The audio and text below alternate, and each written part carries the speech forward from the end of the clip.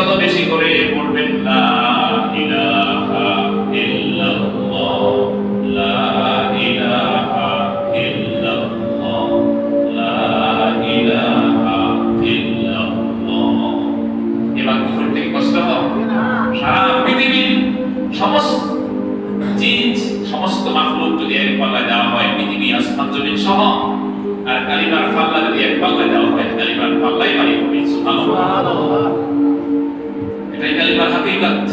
যদি কালিমাওয়ালাকে ভয় করেন, কালিমাওয়ালাকে রব মানেন, কালিমাওয়ালাকে আইনদাতা মানেন, বিধানদাতা মানেন, মৃত্যুকে বিশ্বাস করেন, পরকালে আবার উঠতে হবে, ওই কালিমার মালিক যিনি, যিনি কালিমা তৈরি করেছেন, আমাকে সৃষ্টি করেছেন, তার কথা মতো চলে, কালিমা বিশ্বাস